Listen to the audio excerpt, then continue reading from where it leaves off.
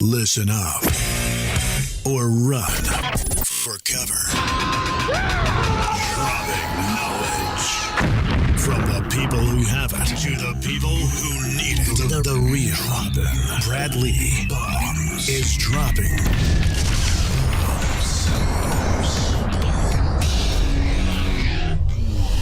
What it is, Brad Lee back again with another episode of Dropping Bombs. Today in the studio, folks, I've got a real treat for you. But before I introduce that real treat, I want to make sure that you guys go hit like and subscribe on the YouTube. Go give me a rating or two and share this podcast out when you're done listening to it, because if it doesn't help you, you know it's going to help other people. Now, back to the treat, folks. I've always thought to myself, man, when I get these calls and I submit my name to the do not call list, so I do not get these calls, they still somehow come in. So I've found the gentleman that handles a lot of this, the director of sales and marketing for contact center compliance, Ryan Thurman. What's cracking? How's it going, Brad? Thanks for having me on the show. Dude, I'm pleased to have you here. I want to pick your brain on some of this just to get the listeners kind of up to speed. You know, you've been with the company that you guys might know them as is dnc.com. Do not call list. You've heard it. You know, add me to the do not call list, unsubscribe. You get text messages, you get phone calls, and technically you're not necessarily asking for those. And ultimately you put your name somewhere along the lines in some sort of form, whether it was, you know, to get a free membership or whatever reason, and your name became what's known as a lead. Now, because I am getting in the lead business with SalesHammer, saleshammer.io, if you guys want to go check it out. I mean, salespeople spend all this time prospecting and very little time closing, and they make a great living. Imagine if they could spend all their time closing. Well, how do you do that? Well, if you want to eliminate prospecting, just buy leads. So anyway, I'm getting in the lead game. Why? Because I know how to find buyers that are wanting products and services. And then fortunately, SalesHammer does scrub it through the DNC and do some things. We're going to talk about that here in a minute. And then we sell people leads, whether you're in, you know, looking for solar leads, whether you're looking for freaking insurance, Medicare, you know, all kinds of leads. Saleshammer.io is where you're going to go get them. The system's up and running. We're starting to crush. We're changing the game. And Ryan Thurman has been asked here for me to pick his brain on, you know, the do not call list. Why is it important? What's going on out there with these compliance issues and people getting sued, people being asked to be on the list? And so that's the conversation today on Dropping Bombs. So Ryan, let me ask you a question. Now, you're the sales and marketing director for contact center compliance, which is really DNC, correct? That is correct. Yeah. So we help these companies that are buying leads in the healthcare, solar, mortgage, education space, hospitality, resort industry comply with the law so that they can find ways to reach out to these contacts or these leads that they're buying, whether they're generating the traffic themselves or going through a solution where they've got some pre-qualified leads like through SalesHammer. So we'll sit in the back end and be their partner to help them figure out what rules apply to them and basically deal with things like the do not call list, TCPA, and what really is driving people crazy is the rise of the private party lawsuits that are out there. So there's different ways you can get in trouble with the government and with being sued directly in these class actions, which, you know, a lot of people are familiar with. And that's the one when you say you can get in trouble, who? The person answering the phone? The person working at the place that provided the lead? It's usually the lead buyer, and it can be sometimes the lead seller that will also have liability underneath the TCPA, which is the most dangerous statute, which that basically covers calls and texts to mobile or VoIP devices using any sort of a dialer technology. So most companies that buy leads, if you're hand dialing, Yeah. if you're hand dialing, that does help you get around some of the onerous TCPA statutes because the limitation for TCPA really is around the use of automated calling technology. So that's actually in the news right now because this December, the Supreme Court is going to decide on the Facebook case, which will figure out once and for all what the definition of a dialer is. So most companies use something that right now, depending on what district court you end up in, especially here in California, that would qualify as a dialer that is a really like broad definition. Or some district courts, um, it's very limited. So click to call, for example, preview dialer or peer-to-peer texting is a little bit more outside the box. But what's happening with the Supreme Court is basically Facebook has filed this petition for the government to clarify their stance on the FCC's ATDS rule, which basically means that we're going to have a showdown.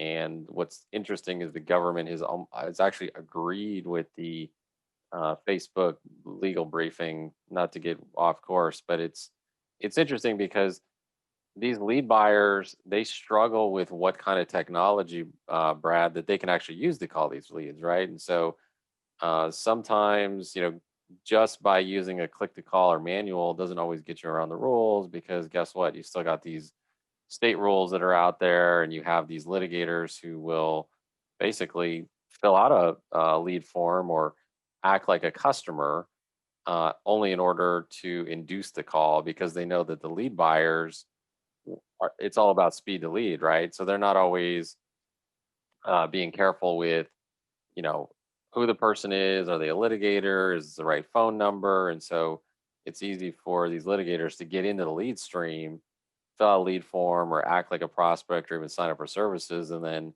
meanwhile, you get a healthcare company that calls one of these individuals or several of them. And all of a sudden you've got a demand letter for $50,000, $100,000 if you don't settle with them within a week. So a lot of it's a shakedown that um, the lead buyers become vulnerable to it. And then with the TCPA, you can drag in under the vicarious liability rule um, other folks that were involved. So it can be a lot. It can really wreck your summer. I mean, I'll put it that way. It's Well, let me back you up a little bit, only because again, obviously you know a lot about this, but the average listener will not. Now in the bomb squad, I'm sure there's people that buy leads. Now, what I want to do is kind of set the stage a little bit. So, like for example, the do not call list, before I knew much about it, is basically a list that you can opt into, and that means supposedly nobody can call you anymore. Is that accurate or no? the do not call list was created so that people can opt out of unwanted telemarketing calls. And Okay, so so if if you're you on the list, yeah, you basically are protected from cold call telemarketing, but not from calls or texts from people you've done business with. Or like in the lead business right now, most of what's going on is companies have properties or solutions like SalesHammers out there, where SalesHammer, where they're generating traffic. And so you have somebody who's saying, hey, yeah, I'm interested in health insurance. I'd like to hear from XYZ insurance company. Now you have a business relationship that you can use to override the do not call list. So as long as you right, have however, certain business, right, yeah, but however, if I add my name to the do not call list, that means I don't want any telemarketers calling. Are you the list carrier? Are you the list holder?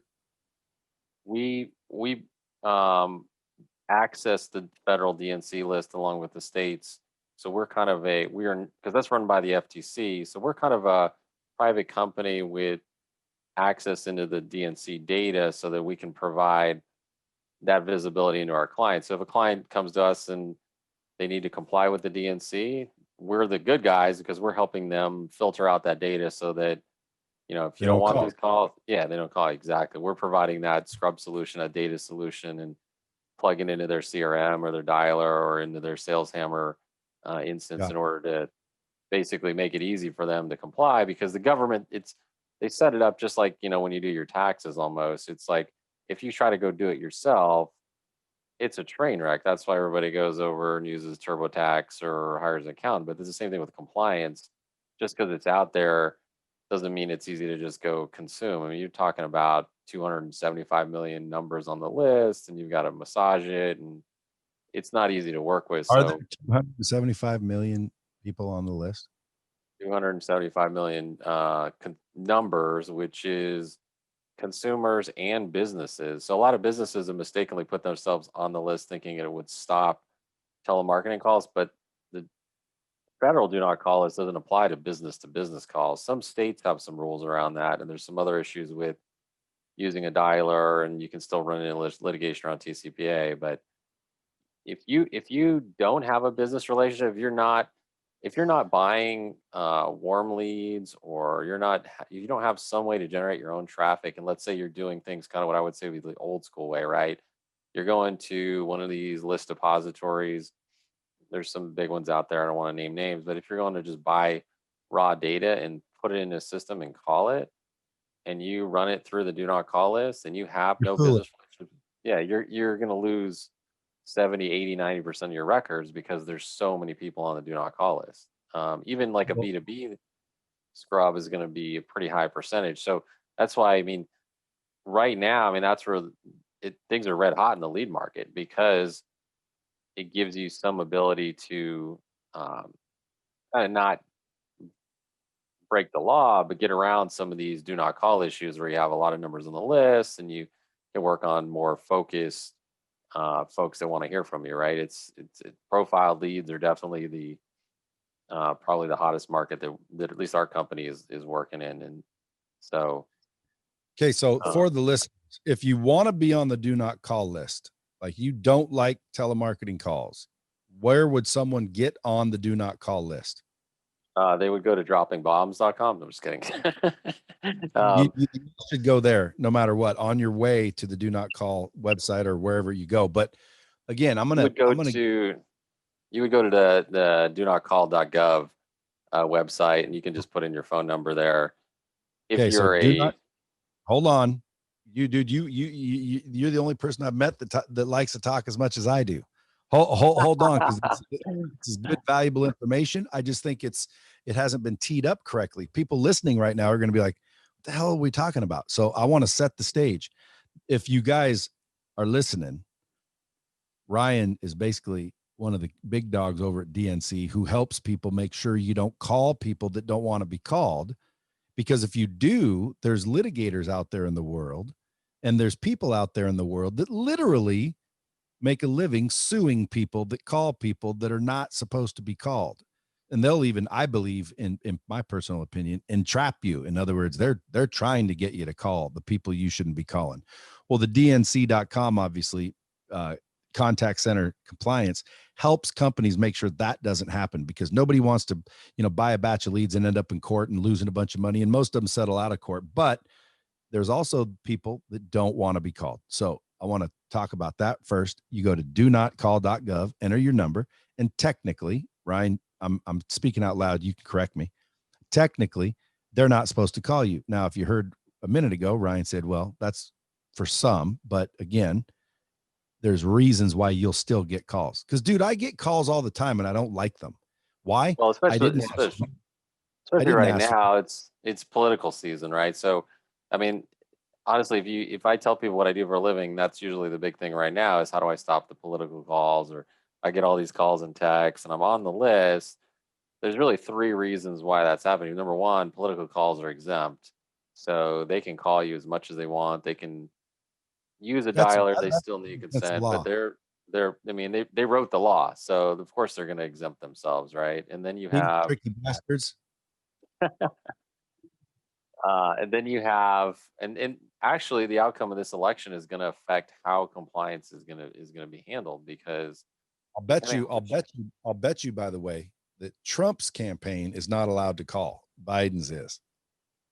well, actually, they've both been sued for TCPA, which is interesting. Both camps have been targeted by litigators because while political is exempt from the do not call, it's not exempt from TCPA. So if they're texting you or calling you, technically they need to have your consent to do so, because most of them are using some sort of a dialer based system. So that's why they've been targeted. And um, the difference with Biden Trump post election is really about how the FCC is going to handle things, because um, under Trump, he kind of had some, not to get too political, but he had some motivations to open up some of that free market and allow some of that TCPA to be watered down a little bit, because it was kind of getting to an apex. But with Biden and big government with the DNC side, you might expect to see more rules, more restrictions. But What if somebody on the do not, like, let's say I go to do not call.gov, I add my number, and then I'm surfing the internet and I want someone to call me, and I fill out a name and a form, and I say, call me. Now that becomes a lead from one of these lead creators. And then that lead gets sold to the business or entity that does what it is I asked for, and they call me. Is that, that is is that that that legal is for them to?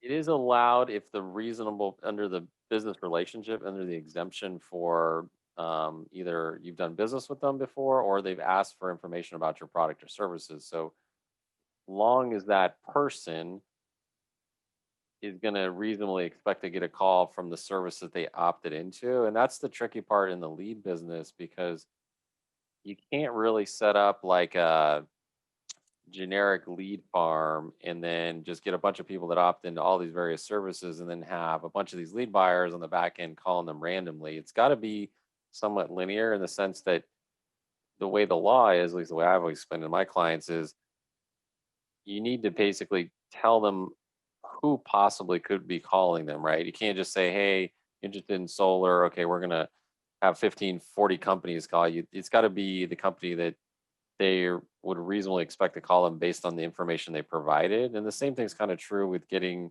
around some of the restrictions with TCPA, with the way the opt-ins are handled, because it's pretty stringent in terms of the language that companies have to get around the restrictions of using a dialer. Um, so that's really why when you look at the lead business, the capture and the handoff to the lead buyer, you want to make sure you have an attorney or a company like us do an assessment that that language is going to translate to the lead buyer, so that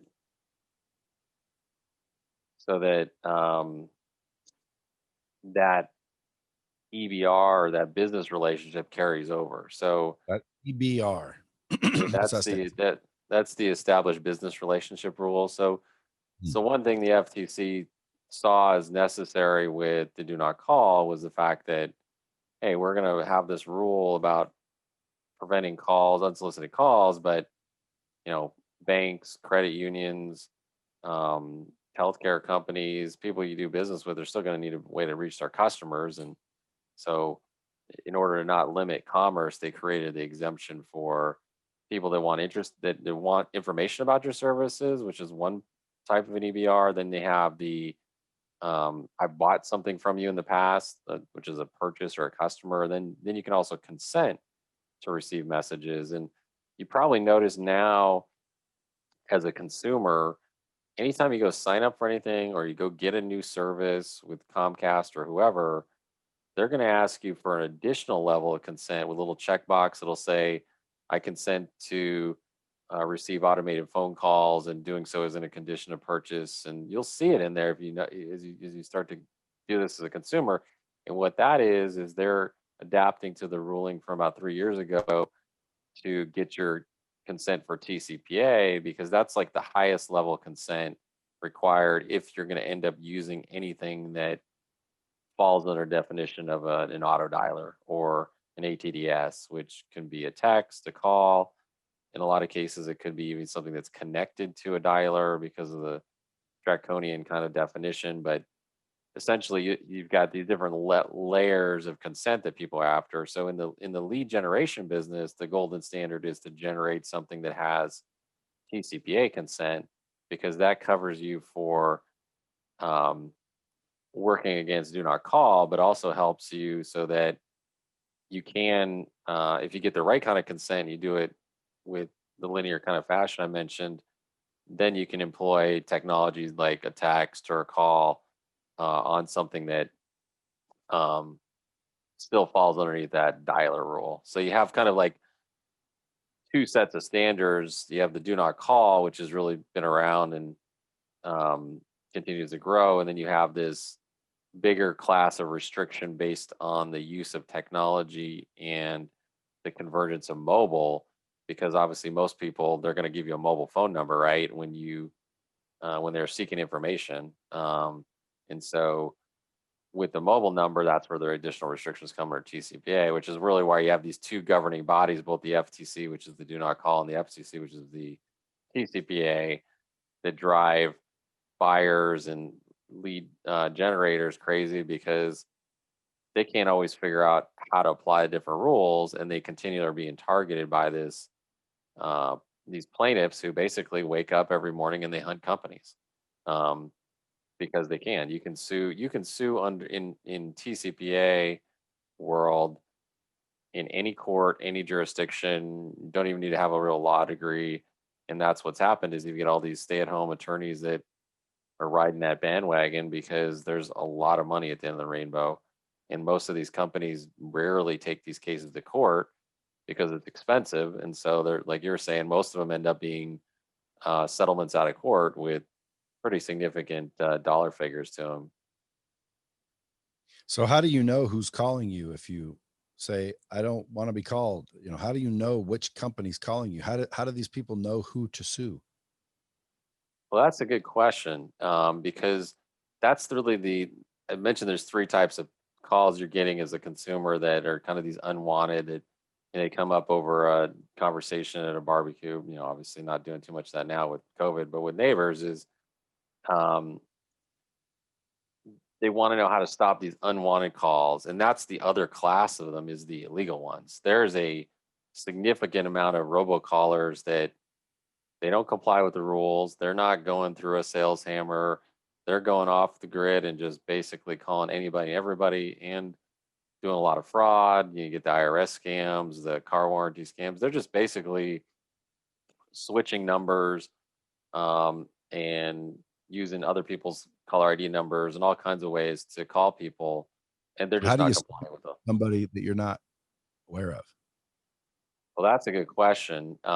It can be difficult to stop the folks that aren't going to use a compliance solution, that are just going to go off the grid. Um, you can try, you can put yourself on the do not call. That's not going to be a silver bullet. You can block their Oh, numbers on your phone. Um, and then you can also file complaints with the FTC or FCC. So if you're getting unwanted okay. calls, so you would file. So if you had a complaint, if somebody was calling you and you didn't give them consent, you're on the DNC. Dude, it happens Clear, to me every day. yeah, it's a cat and mouse game, because they're using a lot of fake numbers or people's numbers that they just go So what do you do in grab that case? random. So the one thing that these plaintiffs attorneys will do, and it's kind of the only way you can really find who they are, is you have to trace the money. Usually it's some sort of an offshore operation if it's illegal, but it'll have a lot of roots to the states. So what Basically, find them. You have to buy their shit. yes, exactly. You gotta play along so that you can figure out who they are. In a lot of cases, they're trained to just ditch the call before you can get anywhere. But I used to know a plaintiff defense counsel guy who he was defending companies for, compliance and helping them with these targeted litigations and consulting and whatnot. And now he's a plaintiff's attorney. So I actually asked him about a year ago, because I was getting these kind of, calls, and it was during our big firestorm up here in Northern California. And the guy was just irate and told me to go to hell. I wanted me to burn in hell and blah, blah, blah. So I wanted to go after him. So I asked my buddy, and he said, because now he's working for the dark side, he's working with a plaintiff attorney. He said what they train their people to do is ask them to send you a brochure, contact you via email. Don't give them a real email, obviously, but set up an email where you can get them to send you something, either a brochure, tell them that you're busy. Most of the times they're never going to do it, but if you were to try to look up their phone number, you're not always track these individuals. You can go to some online depositories information and look up their phone numbers, and you'll probably see a bunch of other people complaining. But it can be very difficult to figure out who they are without either playing along or getting them to materialize the information. Because if you're going to go try to seek damages for these calls or to get them to stop, you have to figure out who they are. And since they're doing using a lot of spoofing of caller ID numbers, what's called snowshoeing of phone numbers, where they basically, by the time you found the phone number, they're already gone. They're very difficult to trace. And that's why you have a big uptick in the complaint of robocalls, because the government's tried to step in and employ technology to have carriers actually label their calls, which is one thing you're seeing probably now on most of your mobile carrier networks. Is you'll see calls come in and the carriers like on Verizon or AT&T, they'll label them as telemarketing or scam likely, because they're looking at the network traffic and saying, hey, does this match any Dude, robocall call it patterns? 1,000 people. Yeah, exactly. So the interesting thing there, and this is one thing that we do help on lead buyers that are, part of SalesHammer and our other customers, is with the kind of number reputation that's out there. So as these networks with T-Mobile, AT&T, Sprint, Verizon, Comcast are trying to employ privacy solutions on their network, what's happening is they're trying to anticipate what a robocall is. And the technology, along with the apps that are out there that are flagging these calls, they're flagging a lot of these lead gen calls. And so what's happening is you get a company who they've got a new set of leads from, let's say, SalesHammer. They've got a new campaign set up. They've got a pretty recent phone numbers that they're using so they can track everything back. And they go to call people, and what's happening is their calls are coming up as scam likely or telemarketers. So the carriers networks are basically falsely identifying them as robocallers. And so we started seeing this happen with our customers about a year ago. And we went and partnered with a couple of the analytics firms that are driving this data so that our lead buying customers can use us to preview and monitor that caller ID information so they don't end up being flagged incorrectly. Because that's the other flip side of the lead business, is not only, as you know, about speed to call, it's about connectivity. And so if your numbers get tagged by the networks, by these analytics firms that the government is basically given a free pass to label calls, you're going to get people that won't answer it because they'll let it go to voicemail, or it'll come up as being blocked. And the blocking mechanisms, there's a whole range of things that come back over the phone. Some comes back as a busy, some as a disconnect, and others actually have employed almost like a reverse avatar, which is basically like a fake human. Then you listen to these recordings and it sounds like a real person, but they're basically just messing with telemarketers by employing this technology. And so that's the other issue that's pretty related to this whole issue of the illegal calls, is that the government is let the cat out of the bag to allow the carriers to basically block their own traffic, which is ironic in the sense because now they're stopping their revenue. But it's caused these lead buyers and companies who are calling their own clients that are running, you know, fairly legitimate traffic to not be able to get their calls through. And so that's a big issue with the lead buyers, because they'll buy a lead, or buy leads from SalesHammer, or their kind of go-to sources, and then their performance drops down. And who do they blame? They're going to blame the lead seller. They're going to blame their dialer company. They're going to blame their phone networks, when it actually goes back to the reputation that's permeating their caller ID numbers. Yeah, well, when it comes to SalesHammer, what are you doing for them that makes it unique that nobody really, or not many, do? Well, that's actually a really good question. And basically, what we've done is we've integrated our detection technology for things like these serial litigators, and for providing the information, the visibility on leads, so that companies can make the decision of, eliminating TCPA litigators based on their phone number and their history and their traffic pattern, so they don't get run afoul and stuck with somebody who's really basically running a entrapment or a lawsuit firm. So what we've done that's unique is actually integrated into that lead flow so that that all happens behind the scenes, and then the company itself either that doesn't have to go take the data, go outside of SalesHammer and do any kind of extra work. Right now, in the clients that I work with, tech resources are scarcity. You want to get a project done, it's usually pretty far out. So having something that's got pre-built APIs and the ability to already accomplish this inside of that whole equation, so that again you can get to that speed to lead scenario and eliminate all these little hops along the way. It's very attractive because people want solutions that work, with other platforms, but they don't want to have to do the, connecting the dots basically. So we're That's a right. part. Good. I just threw a that's right. That's right. Because, dude, at the end of the day, I mean, if you want to get called because you're looking for solar, you're expecting a call. Now, what company? I could care less. If I'm interested in insurance, I put my name. I'm interested in getting some insurance. A lead provider sells that lead to 10 different companies. They all start calling me, blowing up my phone. If I do business with the first one, boom, I already bought. People start calling me. Next thing you know, I'm getting 100 calls, 1,000 calls because that lead provider sold it to 1 million people. Well, you can't really stop that, can you? Well, that's actually a good question. That's really the nice thing on the SalesHammer platform is they have the technology in there so that if you're a lead buyer, you can set your own preferences in there, right? So you can say, I don't want leads that are litigators. I don't want leads that are recently on the do not call list.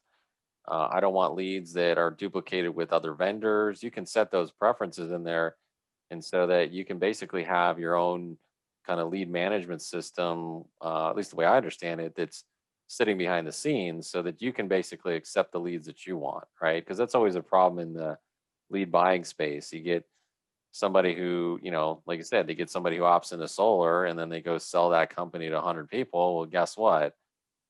Usually the first, your first couple people you talk to are who you're going to buy from. I mean, that's how sales 101 works, right?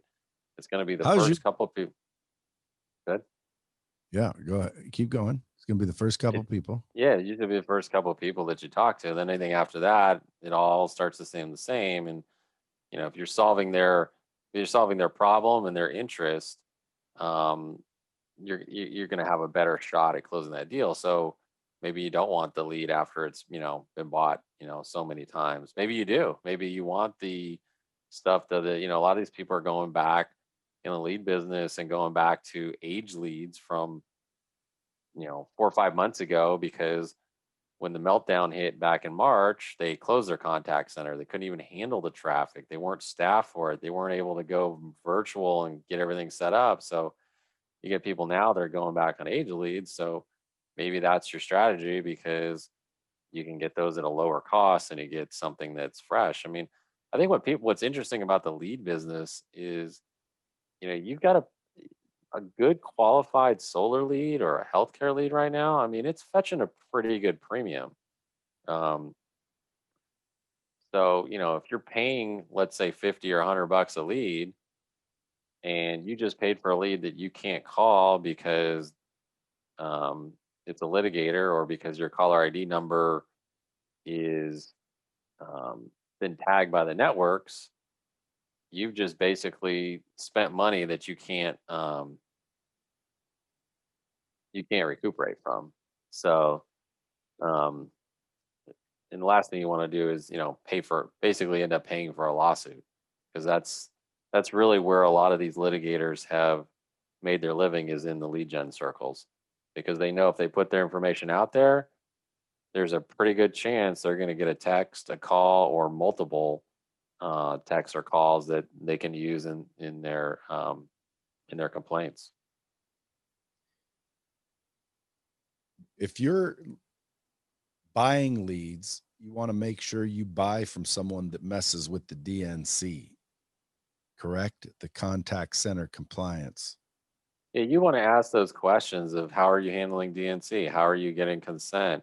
How are you how are you confirming if you do get consent that that person really is who they said they are, and more importantly, can you back it up? Right? So the most common complaint with lawsuits with TCPA is an oldie but goodie, which is company gets consent underneath TCPA with all the opt-in, the check boxes, and the person turns around and says, "Well, that wasn't me. I never did that. I wasn't even home. I was at the dentist. How could that be me?" So you have to have some way to capture that information because at some point someone's going to challenge that, and if you can't back it up, you might as well just write these litigators a check and keep them in business. And that's kind of what I think the go ahead. Guilty till proven innocent. That's right. I mean, it cost the average cost of a TCPA lawsuit is in the hundreds of thousands of dollars between attorney's fees and settling. And you get into a class action, you're going to be north of $1 million real quick. And that's really what these guys prey on, is the fact that, you know, getting good counsel and defending this is expensive, and it's not good for the PR department. So if it floats up to the media that here you got, this well-respected company and they were supposedly running some lead gen scheme or doing something, maybe they get spun out of control, they want to keep a lid on things, and that's really what they prey on. But it's really escalated in the last since the last 6 months, because like I said, you get these people that literally and I've seen them put the things up on Twitter that'll say like, you know, fishing for TCPA dollars is a stay-at-home sport now, right? I mean, it's literally what they do day in and day out. They have more time to do it, and um, most of the decisions, are rarely fought actually in the courtroom. It's usually settlement. So if you can nip that in the bud early on, get a lead seller that's got integrated compliance solutions where you don't have to worry about it, so you can sleep at night Like and nip it in SalesHammer. the bud. Exactly, like SalesHammer.io. Come on. SalesHammer.io's smart. They went through the whole shebang. They want to make sure nobody's getting sued and in court. They just want to make sure you're at the bank closing these leads. Man, the lead business is crazy. So Ryan, you've been doing it since 2003? 2003, and before with this particular company doing compliance, so it's 15, 16 years, 17 years now. How do you And how do you stay in a upbeat mood, like all day long, people calling you, MFing you? Don't call well, us. We need yeah, I help. mean, People calling us, don't want to listen. Mang, mang, mang, mang, mang, all day, every day. Does that bother you? it doesn't, because at the end of the day, like I said, we're kind of the good guys. We're kind of here to help the companies that are trying to comply. We're not helping the folks that are trying to get around the law. So who's And calling you? Who's calling you? Companies that are smart enough to say, look, we just want to be compliant. So let's call the DNC.com. Let's call contact center compliance and have them help us get compliant. so we work with all kinds of different companies. Solar companies is a good example. I mean, we Yeah, but if I support have people listening in the audience, why would they call you if they need what? if they need help trying to reach their customers either through voice or text, and they want to make sure that they're not being targeted for any of this serial litigation, and to make sure that their phone numbers actually get through to the consumers with the call blocking and labeling, and also to make sure that their phone numbers aren't being used by the bad guys, because that's the real dirty side of the business, is where people will steal or spoof your phone numbers, run a bunch of illegal campaigns. All of a sudden your inbound contact center is blowing up and you have no idea, and you have to undo all that damage. And so we have ways to make sure that you can preserve that reputation, make sure you get your calls through, make sure you're not getting sued, and have the safe harbor protection that basically is provided underneath the law if you do certain things, right? And that's kind of why, if you look at like SalesHammer, for example, that's a pretty compelling story if you have an issue with compliance where it's not just we did the minimum to comply, it's we went out of our way to scrub real time. We were doing things above and beyond the minimums. And that's really where, if you have to fight these claims off, you've got a real distinct advantage is if you had actually employed technology, you had a uh, set up the different parameters around safe harbor so that you actually have a set of documentation, a set of um, due diligence that you can use to basically fight these guys off, right? Because you can be the company that pays these guys off day in, day out, or you can be one that basically tells them that, hey, you don't have a case. We scrub real time. We have more than enough documentation to back this up. I mean, you can make that decision. And I think a lot of companies, it's really reached that tipping point between, look, we're done paying these people off. We don't have an unlimited budget to just write them a check every time. So let's do something about it. Now you're talking. Now you're talking my language. Well, folks, I think you heard it pretty clear. If you want to be compliant, you better get a hold of Dave. Hey, or Ryan. Hey, Ryan. I'm just talking to Dane on the text. He's asking, how's it going? I said, dude, at the end of the day, SalesHammer is like in a dangerous industry. If you're selling leads, you're somewhat playing with fire, aren't you? It is. It's like handling nitroglycerin. You've got to be careful, and you can't take everybody's word for it. Like I said, you got to do your own due diligence. You got to make sure that you're working with people you trust.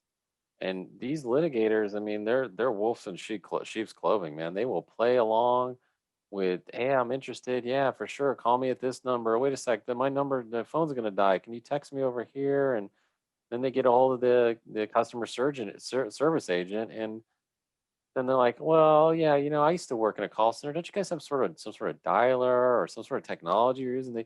They will try to eke information out of them, and they prey upon their desire to sell a product to basically get them to follow the sales trail. Meanwhile, they're leaving all these breadcrumbs and they're documenting it. So behind the scenes, all these calls, texts where you maybe didn't have consent, they're just trying to rack up damages on you. And so they're exploiting the law, but they're also exploiting what really drives me bonkers is an industry that's trying to provide jobs. I mean, lead generation, contact center, these are employing people that they're trying to work from home in a lot of cases, and so they're vulnerable to these plaintiff firms that they realize that it's not just something you can sue and hire a law firm. A lot of these are people who go. Uh, you can buy a kit online. You can go to different websites, and it'll show you exactly how to sue a company. And so now you got kind of these off the grid type folks that never sued before, but all of a sudden think, oh, I'm going to get $1,500 a call or $500 a call. And then you get other people who they are enticed into suing because they see a billboard. They see, Morgan and Morgan down in Florida for the people. We can get your money back. So it's just it's really become kind of the almost to be expected. Like if you start talking to a lot of these lead buyers, we go to LeadsCon every year, or at least we did the virtual one this year, which you start talking to these people and they've all been targeted in some way or the other. And the guys who are targeting the leads industry, the lead buyers, they're your more sophisticated litigators because they know how to play this entrapment game. And that's why it's almost like you're always going to have issues in that space for all kinds of different things. But with compliance, you can put some controls and some measures in place that, look, we didn't have this problem of these litigators 5, 6 years ago to the extent that it is now. And if you start talking to folks in the leads industry, it'll come up because after you kind of get them to warm up to you, they'll admit that they've been targeted, usually by the same cast of characters that, that's the fortunate thing is it is it's a small amount of individuals in the sense that um, it's not everybody that's doing this, but the ones that are out there, they're trying to, they're trying to take down a little bit of the industry, one lead buyer at a time. Yep. Folks, you better make sure you're paying attention. You don't want to get a letter, and you definitely don't want to be calling people that don't want to be called. Ryan, I appreciate you coming in, or you didn't come in. We got the Zoom meeting going. Where you at there? The Sonoma, you said? Yeah, I live in Sonoma County, north of San Francisco. So we're based in Santa Rosa. And interesting thing about our company is been around since 2003. We've kind of a niche player in the space. And the other, I would say, tidbit of a fun fact is the owner of our company is a winemaker up here. So Nice. come for a visit, and we'll have to get you a bottle out there to get on the show. And it's always a nice item to bring out as for a giveaway for trade shows and things like that. But yeah, it's a beautiful day out here, and there's no fires today, so I can't complain. Good, man. Well, I appreciate you taking the time to help our listeners navigate the nonsense of compliance, the world of compliance, the craziness known as the law, because you never know when those things change. So, folks, go to dnc.com if you're interested in that. Ryan, how do they get a hold of you? You They got can just social media or anything? yeah, they can just hit me up at ryan@dnc.com. You can also find me on LinkedIn, or you can drop me a line. Always interested in talking to people about compliance and trying to help get them on the right path and give them a little education, and help them with technology and get them hooked up so that they can sleep at night. And I suggest you guys do it, folks. Like I said when I started, make sure you tag this, share it out. If you are not necessarily buying leads or in this kind of situation, but you might know someone who does or is. So make sure you share this out. Until next time, keep it real.